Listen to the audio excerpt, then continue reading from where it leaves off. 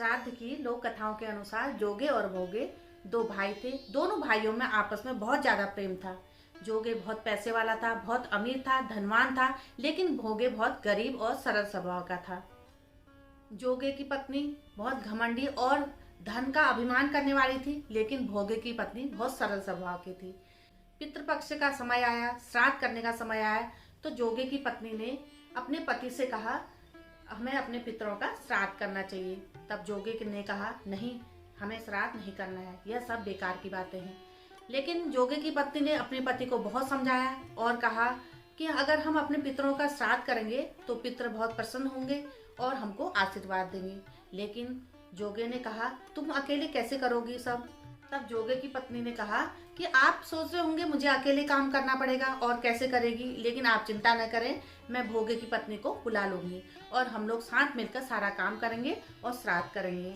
सबसे पहले आप सभी लोगों को मेरा प्यार भरा नमस्कार। पहला, आज मैं श्राद्ध की एक कहानी लेकर आई हूँ जो कि जोगे और भोगे दोनों भाइयों की है। कहानी को आगे बढ़ाने से पहले जल्दी से चैनल को सब्सक्राइब कर लीजिए और अधिक से अधिक शेयर कीजिए। अपनी धर्म संस्कृति को जन जन तक पहुंचाने का प्रयास कीजिए। चलिए आगे बढ़ते हैं और कहानी शुरू करते हैं। इस बात पर जोगे मान गया। उसने सभी अपने मित्रों को, अपने सगे संबंधियों को निमंत्रण दिया और सबको खाने पर बुलाया। जोगे की पत्नी ने सोचा, चलो बढ़िया समय है, इस समय अपनी शान दिखाने का अच्छा मौका है, सभी लोग आएंगे और हमारे घर को देखेंगे। वह बड़ी खुश हुई और उसने मन ही मन सोचा, चलो इस समय अपनी शान को दिखाने का मौका है। पितृपक्ष का समय आया और श्राद्ध का दिन आया। जोगे की पत्नी ने भोगे की पत्नी को अपने घर बुलाया। भोगे की पत्नी बहुत सरल स्वभाव की थी। वह सुबह ही आई और उसने सारा काम किया और तरह तरह के पकवान बनाए और अपने घर को चले गई, क्योंकि उसने सोचा कि मैं अपने घर जाती हूँ और मैं भी पितरों के लिए कुछ बनाऊंगी। यह सोचकर वो अपने घर चलेगी। लेकिन घर जाते जाते उसको बहुत देर हो गई। शीघ्र ही दोपहर हो गई। जब भोगे की पत्नी घर गई तो उसने देखा घर में कुछ नहीं है। गरीबी के कारण न आटा है, न चावल है, न दाल है, सब्जी है, कुछ भी नहीं है। तो इसलिए वो कुछ नहीं बनाई और दुखी होकर बैठ गई। जब पितर लोग जमीन पर उतरे, सबसे पहले वो भोगे के घर गए। उन्होंने देखा कि वहाँ तरह तरह का खाना बना है, लेकिन श्राद्ध नहीं हो रहा और न ही किसी पंडित को बुलाया है और सभी लोग दावत उड़ा रहे हैं, सभी लोग मौज कर रहे हैं। तो वो लोग बड़े दुखी होकर भूखे ही चले गए। उसके बाद वो भोगे के घर गए। उन्होंने भोगे के घर में देखा कि वहाँ कोई चीज़ भी खाना नहीं है, बिल्कुल चूल्हा ठंडा पड़ा हुआ है, केवल राख ही राख है और कुछ नहीं है।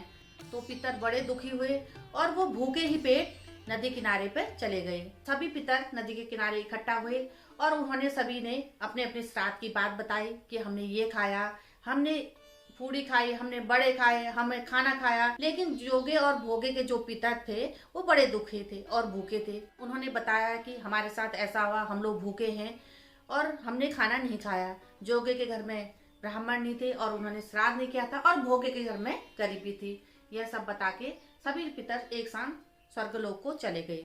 जोगे और भोगे के पितरों ने सोचा, अगर हमारा भोगे भी अमीर होता, पैसे वाला होता, तो वह श्राद्ध करता और हम लोगों को भूखा नहीं रहना पड़ता। यह सोचकर उन्होंने भोगे को आशीर्वाद दिया और जोर जोर से गाने लगे और नाचने लगे।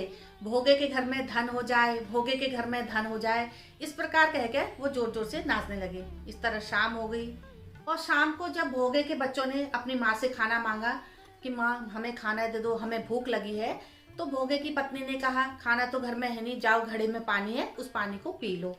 भोगे के बच्चे घड़े में पानी पीने के लिए जैसे ही उन्होंने घड़े का ढक्कन खोला तो उसमें देखते हैं कि सोने की असरपियां हैं। वो जोर जोर से चिल्लाने लगे, माँ देखो, माँ देखो, घर में जो है सोने की असरपियां हैं, घड़ा पूरा भरा हुआ है। तब भोगे की पत्नी दौड़ दौड़ के वहां जाती है, देखती है कि पूरा घड़ा सोने की असरपियों से भरा है। वो बड़ी खुश होती है और भोगे को बताती है। भोगा आता है दौड़ दौड़ के। इस तरह भोगे जोगे की ही तरह अमीर हो जाता है।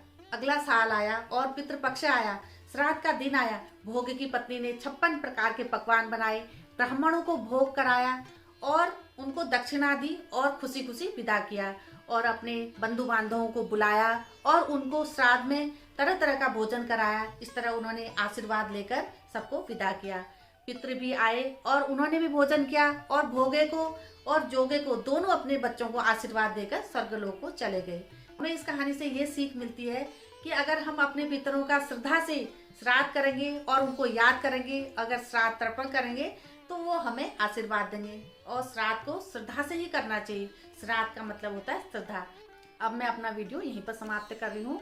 अगली वीडियो में नई जानकारी के साथ आऊंगी। तब तक के लिए नमस्कार। पहला, चैनल को सब्सक्राइब जरूर करें और अधिक से अधिक शेयर करें। अपनी और धर्म और अपनी संस्कृति से जुड़े रहें।